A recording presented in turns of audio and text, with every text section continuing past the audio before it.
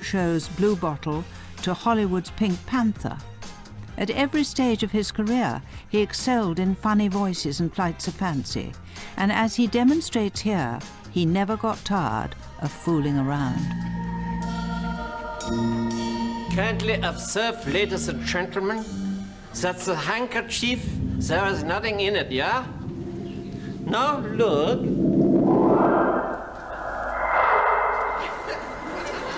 My head is in the handkerchief. My head has gone.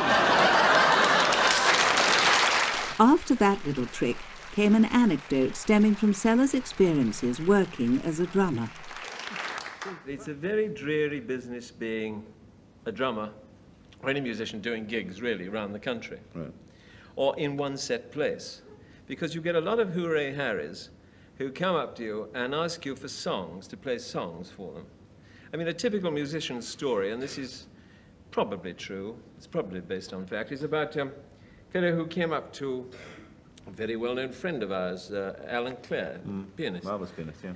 And said, I say, would you play That's What You Are? So Alan said, I'm sorry, I don't know what That's What You Are. I'll have a look through the book. So he had a look through the book very quickly. And this chap was sort of dancing around with a very tall girl, you know, totally like that. And he came back and he said, I say, there's a drinky poo in it for you, you know?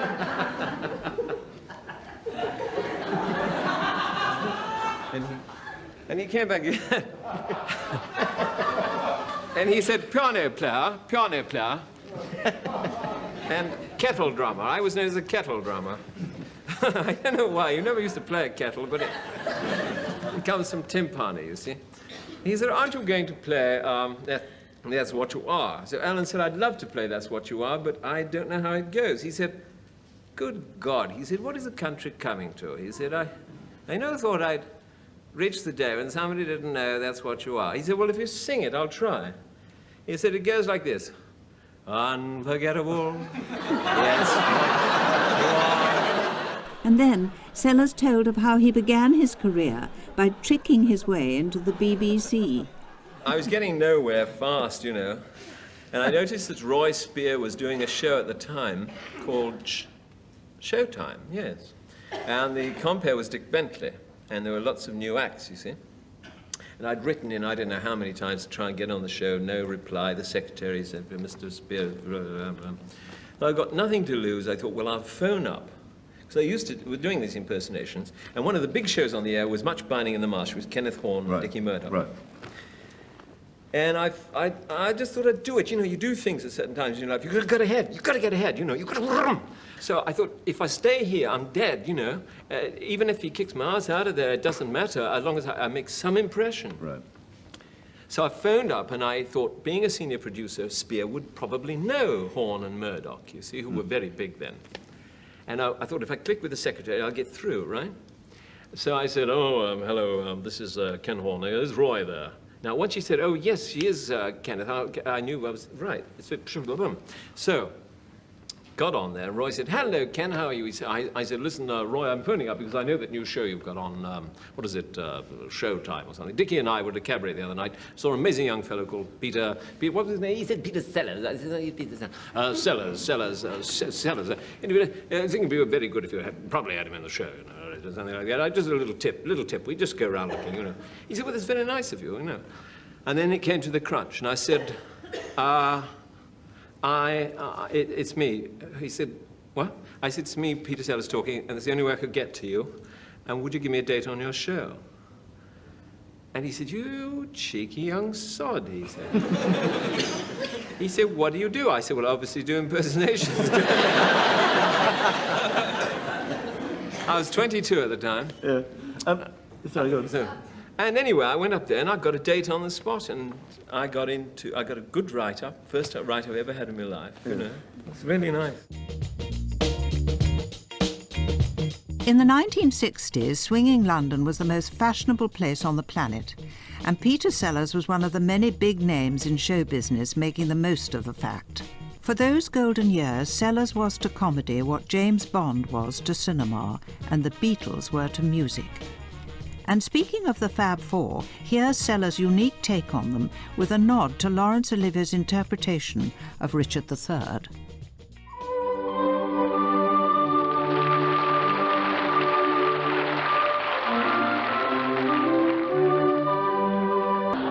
You know I work all day to get you money to buy you things. And it's worth it just to hear you say, you'll give me everything. That's why I love to come home. 'Cause when I get you alone, you know I feel okay. A recording of that performance made the top 20 in the UK charts, a testament to Sellers' wide appeal. People love seeing him immerse himself in characters like I'm All Right Jack's Fred Kite and Dr. Strangelove. Famously, Sellers would say that he wouldn't know what to do if asked to play himself. There is no me, he said. I do not exist. There used to be a me, but I had it surgically removed. And I'm not the real Peter Sellers. I am, in fact, a mock-up, a plastic mock-up. Beginning to think about increasingly every day as I look at myself in what I laughingly call the mirror, which is another copy of myself who I leave at home to do the housework because I can't get any servants. Coronation Street, is it Coronation Street? No, this is called The Life of and Times of Peter Sellers or something like that. Oh, The him. Yes, yes. The Oh, great him. problem is that we can't find him. I've been looking around all over the place. That microphone moved then. That wouldn't be him, would it, down there? That big one down there. Just a moment, I'm not sure. Come on out of there. We know you're in there. No, he's not in there, no. No, that's stretching it a bit far for him. You think so? I mean, in the nicest possible way. Oh, shit. Hiding away was the last thing Peter was doing in the mid-60s. Marrying Swedish actress Britt Ekland 10 days after meeting her had him plastered over the front pages of the newspapers. He also found the character that would become his most celebrated, Inspector Clouseau. Clouseau was a character who famously got everything wrong, but when making the Pink Panther films directed by Blake Edwards, it was Sellers and the cast who struggled to get things right, as some clips shown by Michael Parkinson clearly demonstrated. I put it to you directly, Monsieur Ballon, that it was you who murdered Miguel Ostos. Don't be ridiculous. Oh. You brought up here again, I'm sorry. Look,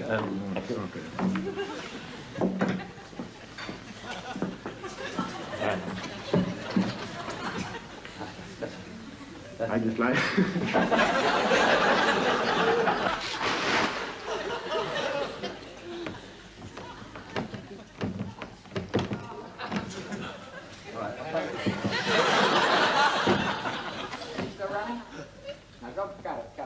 Got it.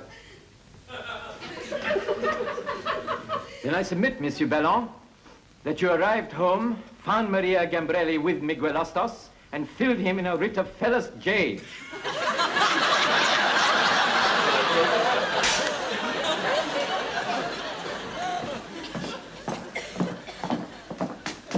Inspector! Interesting.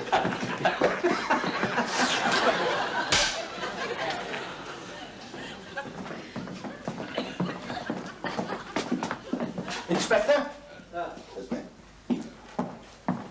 Very interesting museum here.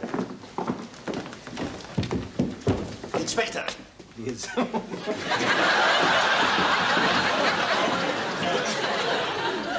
Would you think it nutty of me if I were to buy you a drink?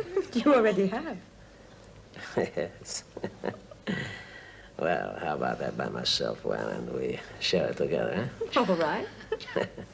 Waiter, another...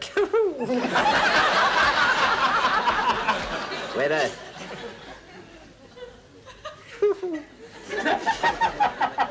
So...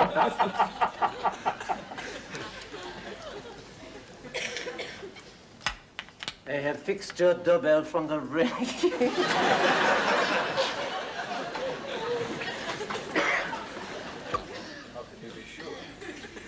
Because I am an expert and troubleshooter, it is my business.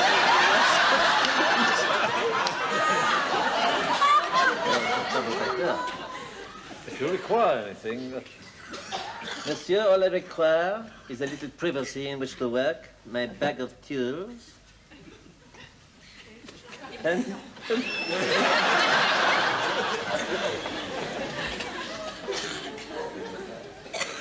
It is my business to know.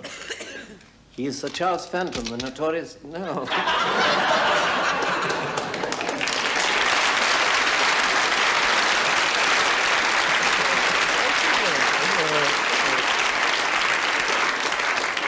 They are funny, aren't they? It's amazing, actually, when you watch them. I mean, Blake Edwards has got about 200,000 feet of you doing that. I mean, it's amazing you ever finish a film with him. We always have 2 weeks extra for laughs, you know. For giggling? Yeah. Yeah. It's great working with Blake. It's fantastic. Yeah. The Inspector Clouseau character comes up again in this appearance on the live discussion programme Film Night, which begins with some trademark fooling about. Ladies and gentlemen, Peter Sellers.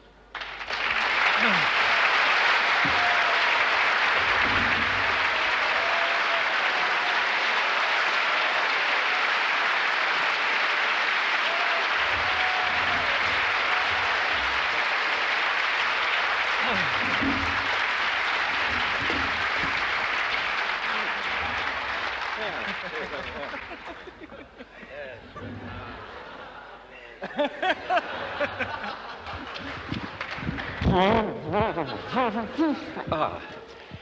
Hello, hello. Testing, testing. 1, 2, 3, 4. That's all right. Yeah, that's all right. Hello. That's all right. Yeah. Is it working all right? Yes, it's working now. Yes. Hello, hello. Yes. Well, I must say that I liked it.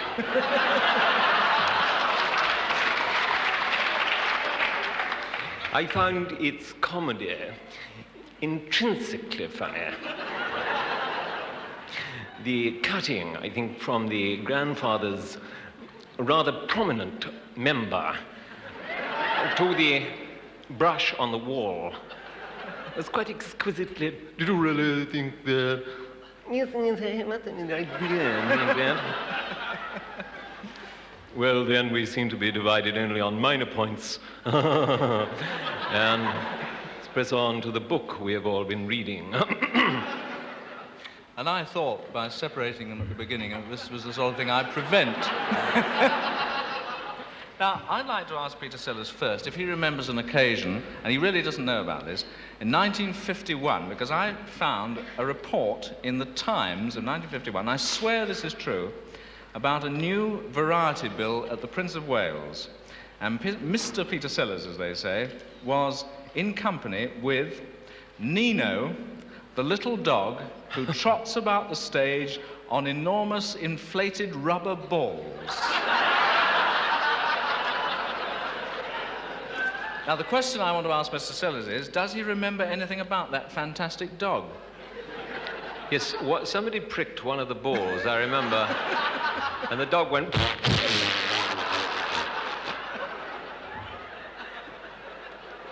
I used to do impersonations in those days, or impressions, yes.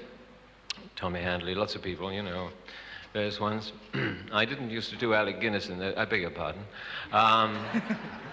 These days, you know, at party things, I trot a few out of various well-known stars of stage, screen, and labor exchange.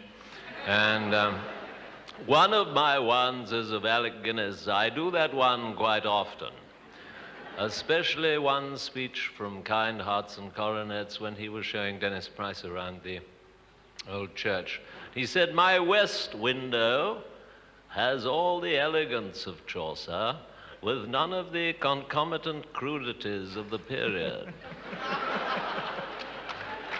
Thank you. Which film did you most enjoy doing, Peter Sellers? And is it now, looking back, the same film? Well, I enjoyed playing very much. I enjoyed very much playing Claire Quilty in Lolita. A long way back now. Just the first 5 minutes of that film I enjoyed very much. I like to do... I like that, and I think it looks good when you watch it on the screen. Dr. Strangelove was a fascinating experience, again with Stanley Kubrick, trying to find out what made Dr. Strangelove took over and why he wore a black glove and why one hand was a Nazi and the other hand wasn't. And the way we got to that is a whole interesting story. Those were the days. They don't write hands like that anymore. And I think I always will like, you know, the memory of playing Inspector Clouseau. Clouseau's a special sort of character, you know. There are people like Clouseau around all over the world. He's a sort of man with great inbuilt dignity, you see, great dignity.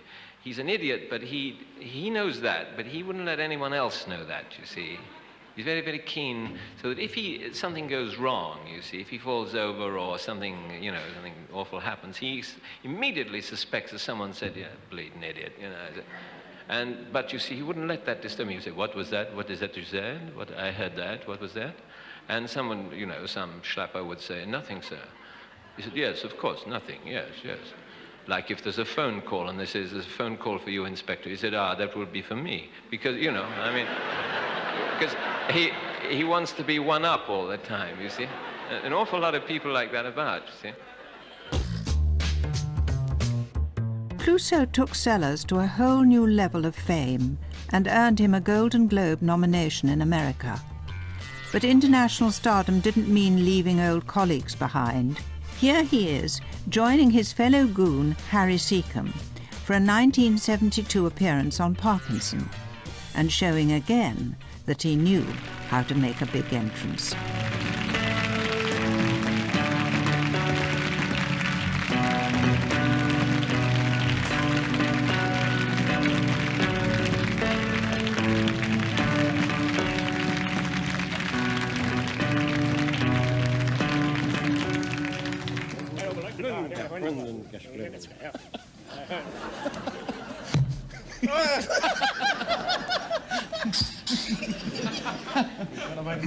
Machines.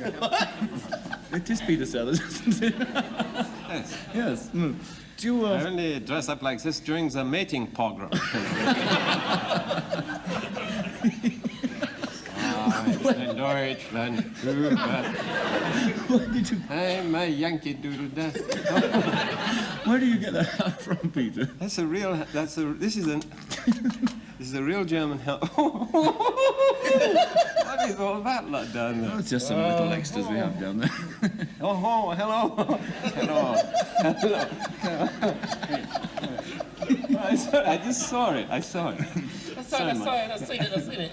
I did a film in Guernsey, and we were working underground in an actual German hospital. Factory. And I found this. It was all rusting away in the corner, so I got some teeth. But you know what, really the truth about this whole thing, I am sick of this business about Churchill. The young Churchill, the old Churchill, the weak Churchill, the thin Churchill, the fat Churchill. Why doesn't someone tell the truth about Churchill?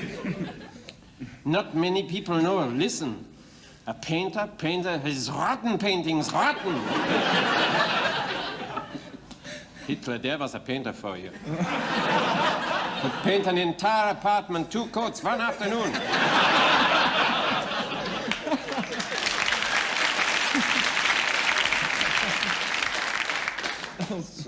You are listening to this from the horse now. You are getting... Hitler had more hair than Churchill. He told funnier jokes. And he could dance the pants off of Churchill. Churchill couldn't even say nazi. Like, That is my favorite bit of dialogue from, and a plug for good old Mel Brooks and the producers. Springtime for Hitler and Germany. Can I take this off? Yeah, please do, Peter. I have to take my head with it. Yes. Now you see. Let's have a look at this for a moment. Yeah.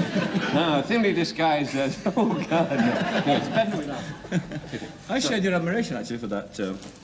It's a great film. Very underrated. I don't know why they didn't push that. Yeah. Well, you know, why they didn't push it is what's wrong with the movie industry, basically, isn't it? Absolutely right. We might talk about that later. Yeah. It occurs to me that the art of impersonation like that is sort of... is carrying it through, isn't it? You know, it's going out there and carrying through with it no matter what. Have you ever chickened out of one, Peter, at any time? Have you ever sort of gone halfway through with one and then On what? On impersonation, you know, you sort of gone down the street disguised as somebody and then sort of thought, well... Well, I went out with Milligan the other night.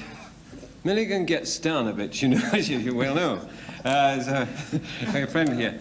He has Barneys with certain corporations, whether it be this one or ATB, and phones up in the middle of the night usually, or at about 8, and says, let's go and get drunk because I feel a bit down. So we went out, this is about 5 weeks ago, and we had some wine at a place we always go to, and I was telling Spike about finding this hat in this German hospital, and he was very taken with it, you see, and the whole Hitler thing, and his book, you know, about Hitler, which they're now filming, incidentally.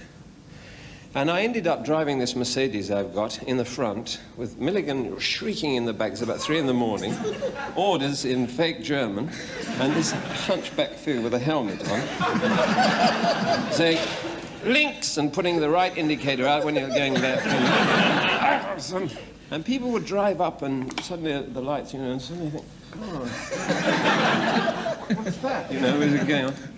And we ended up in some Greek restaurant about 3 in the morning there, that Milligan knew around in the back of Bayswater.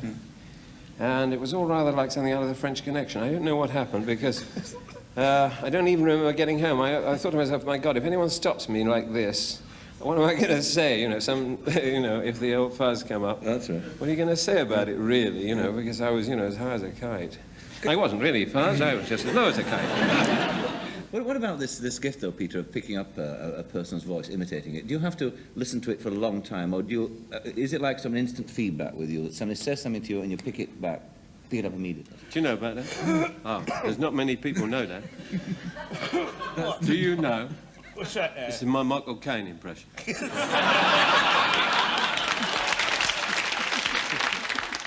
Do you know that it takes a man to fall from the top of Big Ben? See, Mike's always quoting from the Guinness Book of Records. Doesn't matter, at the drop of a hat, he'll trot one out, you see. It takes a man in a tweed suit 5.5 seconds to fall from the top of Big Ben to the ground. Now, there's not many people know that.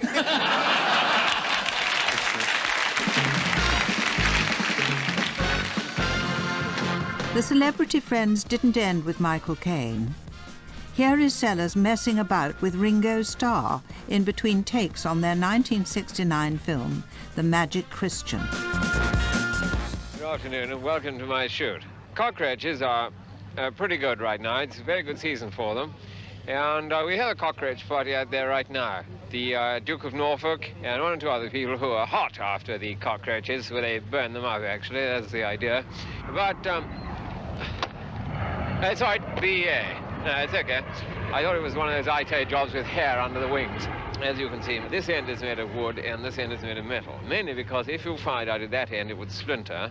And this end, you see, if you used it like this, it would go straight into your arm and cripple you for, well, probably the rest of your life. So that's why most people shoot this way around, you see. And when the bird goes out this way, therefore the bird gets the full benefit of the blast and not your elbow or shoulder thing. That's why the man from Laramie had an elbow on his arm and one upon his shoulder. Brook Bonds was that man's specialty. Our final clip is a musical number. Here's Sellers performing the old crowd pleaser, When I'm Cleaning Windows, in the style of one of his own comic heroes, George Formby. Turned out nice again, didn't it? 1, 2, 3, 4.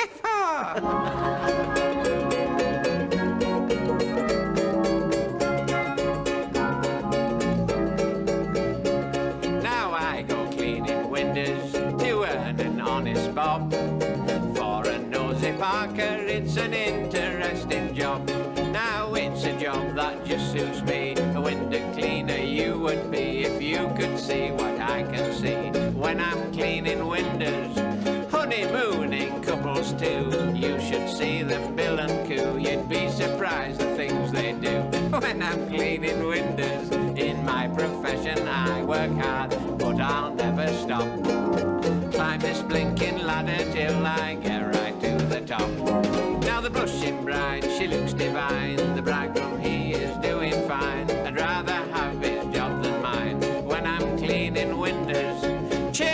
It's sweet names I call. It's a wonder I don't fall. My mind's not on me work at all. When I'm cleaning windows, I know a fella's such a swell. He has a thirst that's plain to tell. I've seen him drink his bath as well. When I'm cleaning windows, in my profession I work hard, but I'll never stop. I'll climb this blinking ladder till I get right to the top. Pyjamas laying side by side, ladies' nighties I have spied. I've often seen what goes inside when I'm cleaning windows.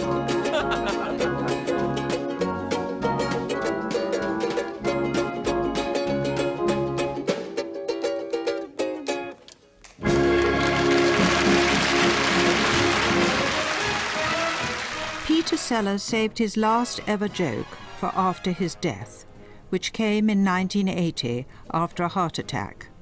He was 54.